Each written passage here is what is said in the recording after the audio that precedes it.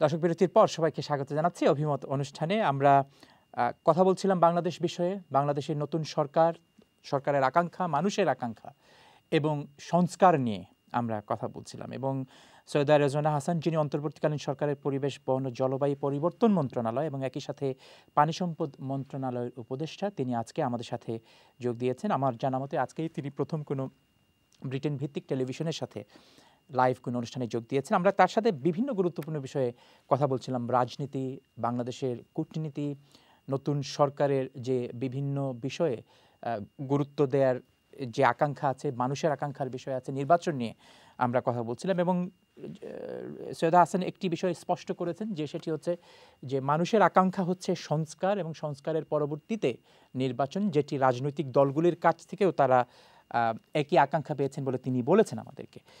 তবে প্রশ্ন হচ্ছে, যেটি প্রশ্ন আসবে বারবার, যে 53 বছরের জঞ্জাল কিংবা গত 15 বছরের যে তৈরি করা যে নতুন জঞ্জাল, এই জঞ্জাল শেষ করতে বা এই সংস্কার শেষ করতে একটি সরকারের কতদিন সময় প্রয়োজন, যেটি বাস্তবের নিরিখে সরকার নির্ধারণ করবে।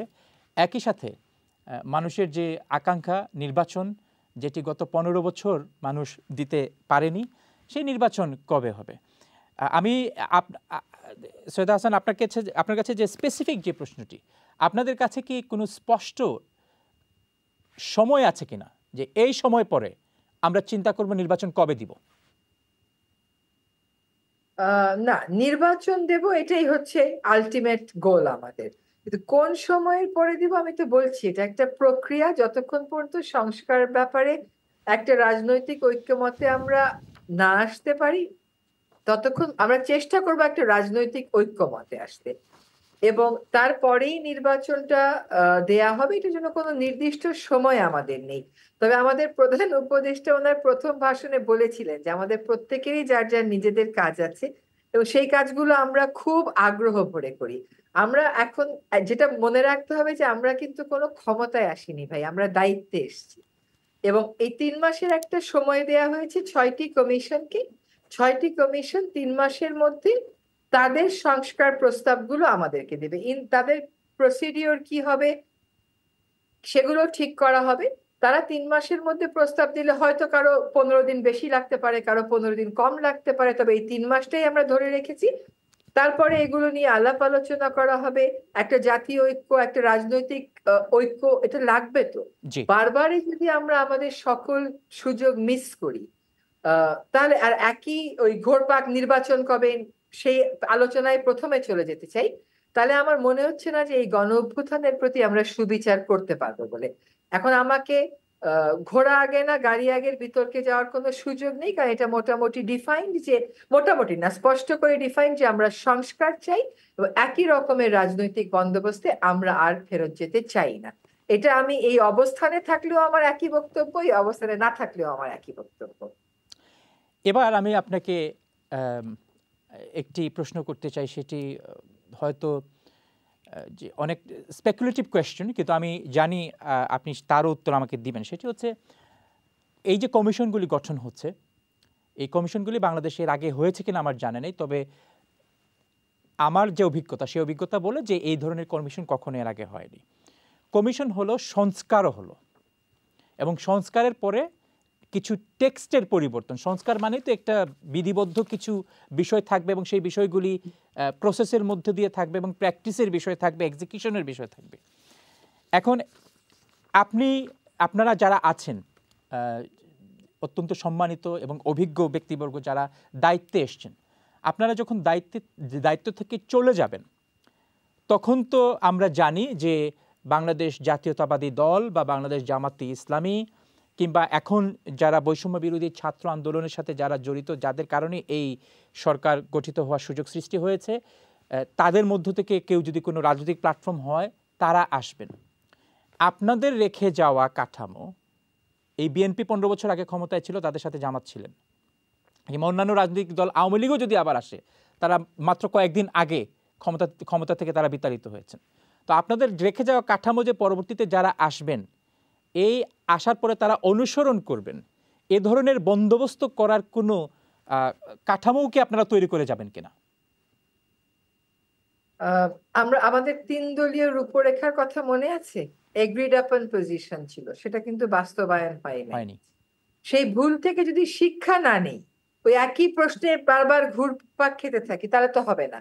আমাকে এবার প্রশ্নের উত্তর খুঁজতে হবে।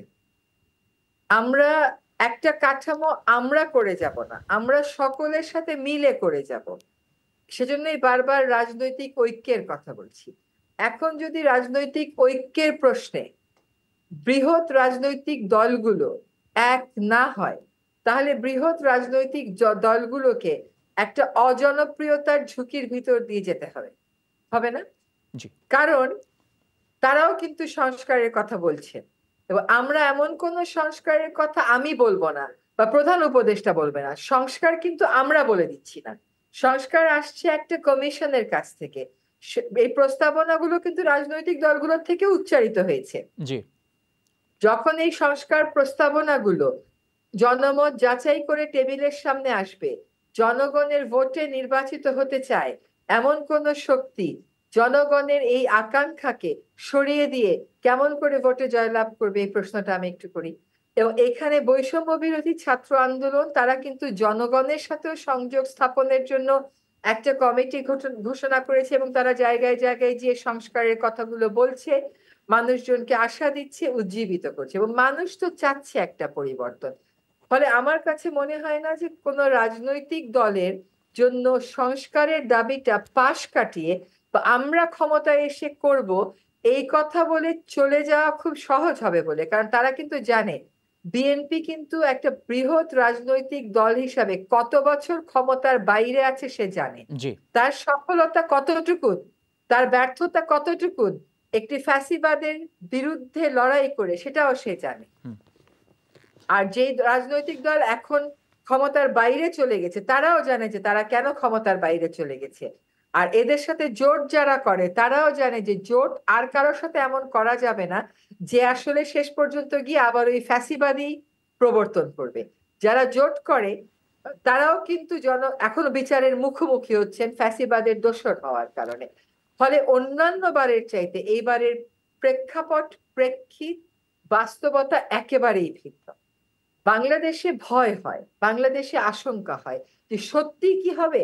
মানুষ তো 53 বছরে দেখেনি, কিন্তু মানুষ যদি আশা না রাখে যে আমার দেশ আমার মতন করে আমি গড়ব, তাহলে কোন সরকারি এসে, তা সেটা অন্তর্বর্তীকালীন বলেন, তত্ত্বাবধায়ক বলেন, দলীয় বলেন, কোন সরকার এসে কিন্তু এটা করে দিতে পারবে না। মানুষকে সেই প্রত্যয়টা, যে প্রত্যয় নিয়ে তারা মাঠে নেমে পড়েছিল, তাদের সন্তানদের পাশে দাঁড়িয়েছিল, সেই প্রত্যয়ের জায়গায় যেন কোন রকমের ফাটল না ধরে, কোন রকমের চির না ধরে।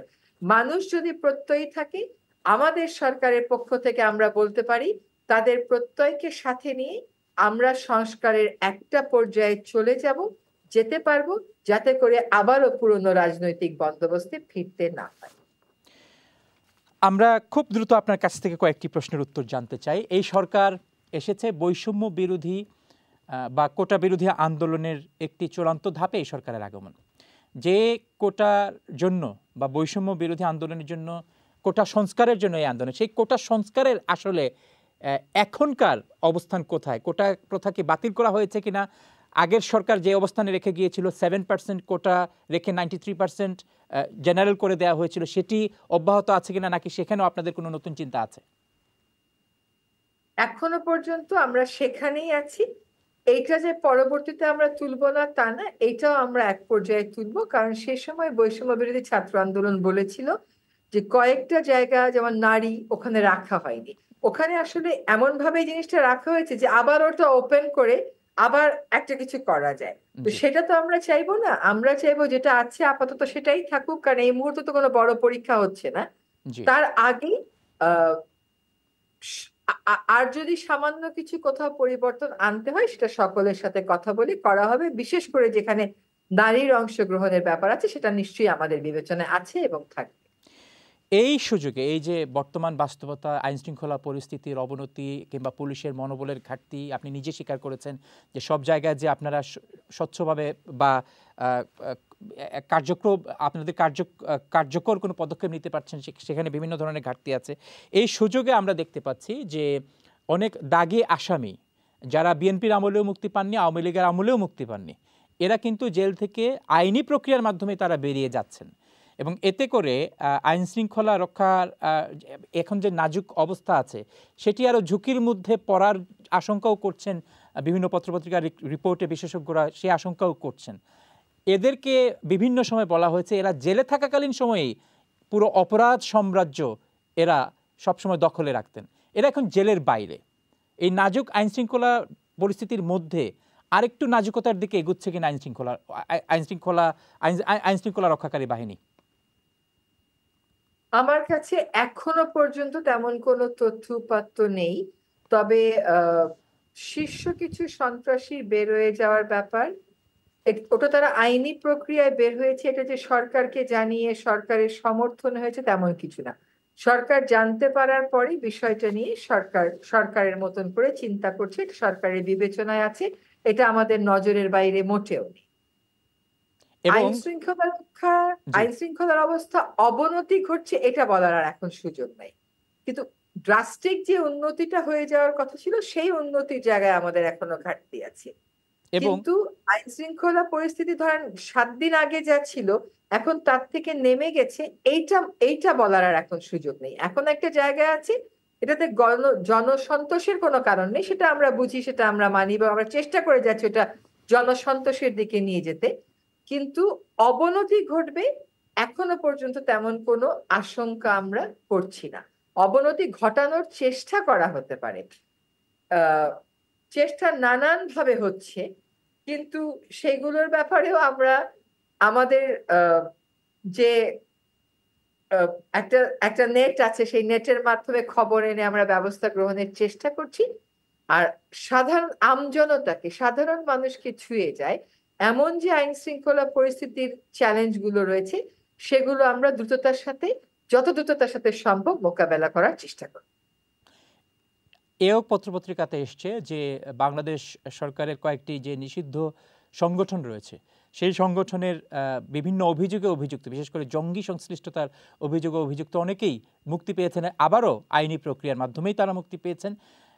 সম্প্রতি র্যাব একটি প্রেস নোটে বলেছে যে তারা সেই সমস্ত যারা জঙ্গি সংশ্লিষ্ট হওয়ার পরেও যারা মুক্তি পেয়েছেন তাদের উপর নজরদারি আছে, তাদের র্যাবের নজরদারি আছে বলে র্যাবের প্রেস নোটে বলা হয়েছে। তো বাংলাদেশে গত 15 বছরের যে আইনি ধারাবাহিকতা, সেখানে জঙ্গি সংশ্লিষ্টতায় বা জঙ্গি আক্রমণের কমে যাওয়ার একটি দাবি সবসময় ছিল সাবেক সরকারের। এখন এরা মুক্তি পাওয়ার কারণে এই যে জঙ্গি সংশ্লিষ্ট যে অপরাধ, জঙ্গি সংশ্লিষ্টতার জন্য যে অপরাধগুলি সৃষ্টি হয় সেগুলি আবার তৈরি হওয়ার কোনো সুযোগ আসলো কিনা, যেটি আবার ভারতও দাবি করছে। ভারতের মিডিয়াতেও এই বিষয়গুলি অনেক বড় করে আলোচনা হচ্ছে। এগুলো ভারতের মিডিয়াতে যত বড় করে আসছে, আমরা যারা বাংলাদেশে থাকছি তারা তত বড় করে এটা ফিল করছি না। এবং বাংলাদেশ সরকারের পক্ষ থেকে, বর্তমান সরকারের পক্ষ থেকে বারবার বলা হচ্ছে যারা এই অভিযোগগুলো করছেন আসেন, দেখে যান, তারপরে আমাদেরকে বলেন। এখন আইন শৃঙ্খলা রক্ষাকারী বাহিনী তার নিজস্ব মতে চলে, সব কথা তো আর টক শো এর মধ্যে আমরা আলোচনা করতে পারবো না। তো যখন বলা হয়েছে যে নজরদারিতে আছে, তখন সেখানে এই মুহূর্তে আতঙ্কিত হয়ে যাবার কিছু নেই। এই মুহূর্তে বরং আমরা শ্রমিক অসন্তোষ কেমন করে অ্যাড্রেস করব, আমরা সার বিদ্যুৎ এগুলো কেমন করে অ্যাড্রেস করব, সংস্কার কেমন করে করব, এগুলো দেখছি। আর আইন শৃঙ্খলার বিষয়টা হচ্ছে আমাদেরকে আরেকটু সময় দিতে হবে। আমাদের একটা পরিকল্পনা আছে, সেই যেহেতু আমরা নিপীড়নমূলক পদ্ধতি ব্যবহার করে বা বিচারকদেরকে ব্যবহার করে কাউকে জামিন পাওয়া থেকে বিরত রাখা এসব করছি না, সেহেতু আমাদেরকেও কিছু নতুন নতুন চ্যালেঞ্জের মুখে পড়তে হচ্ছে, যেটা আগের সরকারগুলোকে পড়তে হয়নি। তারা হয়তো অনেক সময় বিচার বিভাগকে প্রভাবিত করে অনেক কিছু করেছেন, কাউকে রেখেছেন ভিতরে, কাউকে বের করে রেখেছেন। আমরা তো সেটা করতে পারছি না বা সেটা করছি না এবং করবো না। কাজেই সেখানে আতঙ্কিত না হয়ে আমাদের কাছে কনসার্ন গুলো রেজ করা হয়েছে, আমরা সেগুলো বিবেচনায় নিচ্ছি। আশা করি আমরা আশ্বস্ত করার মতন পরিস্থিতির দিকেই যাচ্ছি।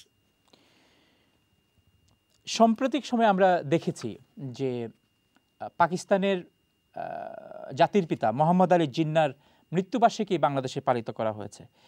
যারা বাংলাদেশকে নিয়ে ভাবেন তারা অনেকে হয়তো চিন্তা করবেন যে 15ই আগস্টে বঙ্গবন্ধু শেখ মুজিবুর রহমানের 32 নম্বরে যেতে বাধা দেওয়া হয়েছে এবং বাধাপ্রাপ্ত অনেকে হয়েছেন, অনেকেই নিগৃহীত হয়েছেন, অনেকেই নির্যাতনের শিকার হয়েছেন, পরবর্তীতে আমরা দেখেছি একজন মারাও গিয়েছেন। এবং সেই বাংলাদেশে এখন যদি পাকিস্তানের জাতির পিতার মৃত্যুবার্ষিকী যারা করছেন এটি তাদের বিষয়, কিন্তু প্রশ্ন হচ্ছে এটি সরকারের জন্য বিব্রতকর কিনা।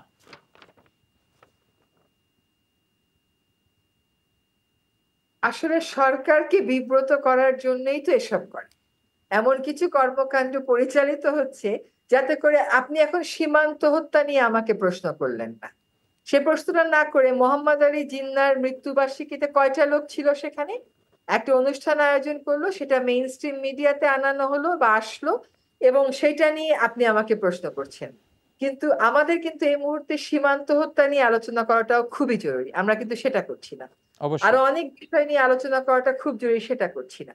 সরকারের জন্য বিব্রতকর হবে না, কারণ এটা কতগুলো ব্যক্তির উদ্যোগে হয়েছে, কিন্তু এগুলো কখনো হয়নি, হঠাৎ করে এখন কেন হচ্ছে, এটা আমাদের সামনে আরেকটা নতুন ইস্যু এগিয়ে দেয়া হলো। হ্যাঁ, যেখানে সবাই মিলে আমরা এখন দেশ সংস্কার করব, আমাদের আইন শৃঙ্খলা ফিরিয়ে আনবো, অর্থনৈতিক সংস্কার করব, জনগণকে স্বস্তি দিব, সেটা না করে আমরা এখন মোহাম্মদ আলী জিন্নাহর মৃত্যুবার্ষিকী পালন করছি। আমরা মনে করি যেটা যারা পালন করেছে আমরা তাদের উপর ছেড়ে দেবো, এটা একটা জাতীয় ইস্যু বলে আমরা মনে করি না। কিন্তু জাতীয় ইস্যু যেগুলো, যেমন আমাদের সীমান্ত হত্যা, সেটার ব্যাপারে কিন্তু আমরা এখনো জাতীয়ভাবে কথা বলছি না। হ্যাঁ, তো অনেক সময় অ্যাটেনশন ডাইভার্ট করতে অনেক কিছু করা হয়, অনেক সময় বাক স্বাধীনতা পেয়ে তার কোনো লিমিট থাকে না, অনেক সময় চিন্তার সংকীর্ণতা থাকে। এগুলো ব্যক্তিগত উদ্যোগে যা হচ্ছে সেগুলো ব্যক্তিগত উদ্যোগে হচ্ছে, সরকারের এখানে আদৌ চিন্তিত হওয়ার কোনো কারণ আছে কিনা সেটা আমরা অবশ্যই দেখব। কিন্তু আমি মনে করি বাংলাদেশের স্বাধীনতা সার্বভৌমত্বের প্রশ্নে আমাদের কোনো আপোষ নেই, বাংলাদেশের অধিকারের প্রশ্নে কোনো আপোষ নেই, সমতা এবং ন্যায্যতার প্রশ্নে কোনো আপোষ নেই। সৈয়দা রেজওয়ানা হাসান, জাস্ট আপনার অবগতির জন্য বলে, স্বর্ণা দাসকে যখন বিএসএফ হত্যা করে এবং ওই দিন আমরা যে অনুষ্ঠানটি করেছিলাম তখন স্বর্ণা দাসের বিষয়েও কিন্তু আমরা আলোচনা করেছি, শুধুমাত্র আপনার অবগতির জন্য জানালাম। এবং এটি যেহেতু মোহাম্মদ আলী জিন্নাহর ঘটনা, যেহেতু এই যে মৃত্যুবার্ষিকী পালন করার ঘটনা যেহেতু গতকালকেই হয়েছে, সুতরাং আমি সেই সুযোগটি আপনার কাছ থেকে নিলাম যে আসলে এই বিষয়ে সরকারের ভাবনা কি। শেষ প্রশ্নের আগে আরেকটি গুরুত্বপূর্ণ প্রশ্ন, সেটিও আসলে গতকালকেরই ঘটনা। আমরা দেখেছি সোশ্যাল মিডিয়াতে এবং বাংলাদেশের মেইন স্ট্রিম মিডিয়াতেও এটি আলোচিত হয়েছে যে সাবেক প্রধানমন্ত্রী শেখ হাসিনা বাংলাদেশের আশেপাশের কোথাও আছেন এবং তিনি চট করেই বাংলাদেশে ঢুকে যাওয়ার সুযোগ পেলেই চট করে বাংলাদেশে ঢুকে যাওয়ার চেষ্টা করবেন বা চেষ্টায় আছেন, এ ধরনের একটি খবর মিডিয়াতে এসছে। তিনি তার একজন কর্মীর সাথে সম্ভবত তিনি কথা বলছিলেন। এবং এর আলোকে আসলে আমরা এও জানি যে ট্রাইব্যুনাল থেকে বাংলাদেশের সাবেক প্রধানমন্ত্রীকে ভারতের কাছ থেকে ফেরত নিয়ে আসার জন্য ট্রাইব্যুনাল থেকে আবেদনের কথাও আলোচনায় এসছে। জনাব অ্যাডভোকেট তাজুল ইসলাম ইতিমধ্যেই বলেছেন। তো তার এই যে চট করে ফেরত আসার আকাঙ্ক্ষা এবং বাংলাদেশ সরকার তাকে বিচারের আওতায় নিয়ে আসার আকাঙ্ক্ষা, এই দুই আকাঙ্ক্ষার মধ্যে আপনি কোনো মিল খুঁজে পাচ্ছেন কিনা? বাংলাদেশ সরকার বিচারের জন্য তাকে আনতে হলে আনবে, এটা কিন্তু আকাঙ্ক্ষার বিষয় না, এটা হচ্ছে ন্যায্যতার বিষয়। আর উনি চট করে, একটা ভিডিও দেখলাম যে উনি বলছেন উনি এখনো বাংলাদেশের প্রধানমন্ত্রী, আরেকটা দেখলাম যে উনি চট করে ঢুকে যাবেন। এখন দেখেন, উনি তো কোনো রাষ্ট্রীয় সফরে ভারতে নেই যে উনি নিজেকে প্রধানমন্ত্রী দাবি করে সেখান থেকে বিবৃতি দিচ্ছেন। আর উনি কতগুলো পদ্ধতির কথা বলেছেন, সেই পদ্ধতিগুলো কি গণ অভ্যুত্থানে মানা হয়? আর গণ অভ্যুত্থান কি আপনার সংবিধানে গণ অভ্যুত্থানের কথা লেখা থাকবে আর সংবিধান মেনে গণ অভ্যুত্থান হবে? তা তো হবে না। কাজে উনি জানেন নিশ্চিত করেই যে উনি কোন বাস্তবতায় বাংলাদেশ থেকে যেতে বাধ্য, যে চলে গেছেন। তো উনি কিন্তু ওনার সব নেতাকর্মীকে এখানে রেখেই আসলে চলে গেছেন।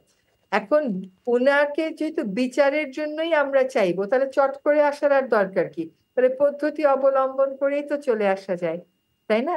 এগুলো হয়তো রাজনৈতিক পক্ষগুলোর অনেক রকম কৌশল থাকে নেতাকর্মীদের মনোভাব চাঙ্গা করার, সেগুলো হতে পারে। কিন্তু তিনি বাংলাদেশের প্রধানমন্ত্রী আছেন বলে যে ভিডিওটা চাউর করে দেয়া হয়েছে, এটার কোনো বস্তুনিষ্ঠতা এবং গ্রহণযোগ্যতা নেই, থাকার কোনো কারণ নেই।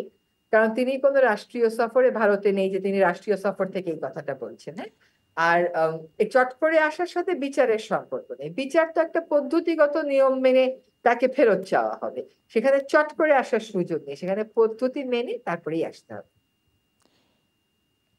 এ বিষয়ে আরেকটি বিষয় আলোচিত হচ্ছে যে যখন এই গণ অভ্যুত্থান হয়, গণ অভ্যুত্থানের পরে সেনাপ্রধান একটি কথা বলেছেন যে তিনি পদত্যাগ করেছেন, এবং এও জনাব ফরহাদ মাঝহার বিভিন্ন আলোচনায় তিনি এটিও বলেছেন যে তিনি যে পদত্যাগ করেছেন এর কোনো প্রমাণ আছে কিনা। তো এখন এটি কোনো সাংবিধানিক ভবিষ্যতে কোনো ধরনের সাংবিধানিক সংকটের কোনো দিকে যেতে পারে কিনা, যে আসলে তিনি পদত্যাগ করেছেন কিনা, আর যদি পদত্যাগ করে থাকেন কার কাছে করেছেন, কোন প্রক্রিয়ায় করেছেন, কোন চিঠির মাধ্যমে করেছেন। গণ অভ্যুত্থান তো একটা সংকট না হলে হয় না, একটা সংকট হয়েছিল বলেই তো গণ অভ্যুত্থান হয়েছে। স্বাভাবিক পরিস্থিতিতে লোকে খুব হাসি খুশি সুখে আছে, সে গণ অভ্যুত্থান করতে যাবে কেন? গণ অভ্যুত্থান তখনই হয় যখন একটা বিশাল সংকটের সৃষ্টি হয়। হুসাইন মোহাম্মদ এরশাদ কিন্তু পদত্যাগ করেছিলেন গণ অভ্যুত্থানের পরে। জি, এখন উনি পদত্যাগ করেছেন, উনি এটা বলেছেন যে উনি পদত্যাগ করেছেন, কিন্তু উনি বলছেন যে পদত্যাগটা যেই পদ্ধতিতে করার উনি সেই পদ্ধতিতে করেননি। এখন গণ অভ্যুত্থানের ওই তারার মধ্যে উনি কোন পদ্ধতি মেনেছেন মানেন না, এটার জবাব উনি পরে দেবেন, সেটা আমরা দেব না। হ্যাঁ, কিন্তু উনি যে পদত্যাগ করেছেন এটা তো উনি নিজেই বলছেন যে আমি পদত্যাগ করেছি, তবে যেভাবে দেওয়ার কথা সেভাবে দেইনি। কারণ ওনার যেভাবে দেওয়ার কথা সেভাবে দিতে গেলে তো জনগণের যে মিছিল ওখানে যাচ্ছিল, তাহলে তো উনি আর চট করে যে ভারত চলে গেলেন সে চলে যেতে পারতেন না, তাই না? এখন সেই বাস্তবতা নিশ্চয়ই উনি ভুলে যান নাই, সেটা নিশ্চয়ই ওনার মনে আছে। ফলে সাংবিধানিক সংকট, ভাই, ডক্ট্রিন অফ নেসেসিটি বলে একটা কথা আছে, এটা একদম স্বীকৃত একটা মতবাদ। আপনি একটা গণ অভ্যুত্থান হলো, 5 তারিখে উনি চলে গেলেন, 6 তারিখ, 7 তারিখ, 8 তারিখে তো উনার দল দেশে ছিল, উনার দল তখন এগিয়ে আসলো না কেন? তারা যদি পরবর্তীতে সাংবিধানিক সংকটের কথা বলে বা অন্য কেউ যদি সাংবিধানিক সংকটের কথা বলে, তখন তো তাদেরকে প্রশ্ন করা হবে যে আপনারা দায়িত্ববোধ নিয়ে এগিয়ে আসেন নাই কেন, আপনারা তখন সংবিধানের কথা বলেন নাই কেন? তখন তারা বলবে যে এমন পরিস্থিতি ছিল যে আমরা বলতে পারি নাই। কেমন পরিস্থিতি ছিল? তখন তো সেই পরিস্থিতিতেই আবার আপনি ফেরত যান। তখন যদি সেই পরিস্থিতি বিশ্লেষণ করেন, তখন আমি মনে করি সাংবিধানিক সংকটের বিষয়গুলোর উত্তর দেওয়াটা আমাদের জন্য খুব আর কঠিন হবে।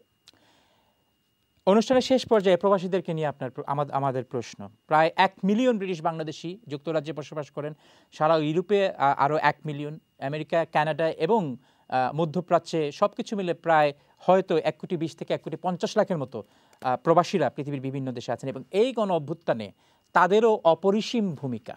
প্রশ্ন হচ্ছে, আমরা ধারাবাহিকভাবে বিভিন্ন সময় দেখেছি প্রবাসীদেরকে নিয়ে বিভিন্ন সরকারের বিভিন্ন আকাঙ্ক্ষার কথা, তাদেরকে আশ্বাস দেওয়ার কথা, তারা কত গুরুত্বপূর্ণ এটি বলার কথা, কিন্তু আদতে যেটি ডক্টর ইউনূস বারবার বলেছেন যে এয়ারপোর্টে তাদেরকে যেন সম্মান দেখানো হয়, তাদেরকে যেন গুরুত্ব দেয়া হয়।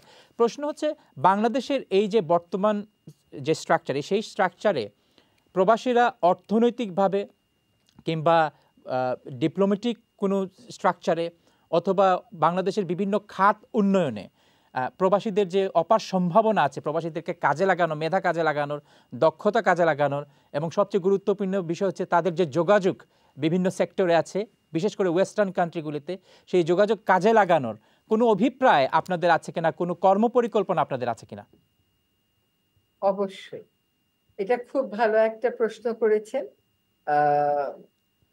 অনেক রাজনৈতিক প্রশ্নের চাইতে এটা অনেক গুরুত্বপূর্ণ একটা প্রশ্ন, কারণ এখন দেশ গড়ার সময়।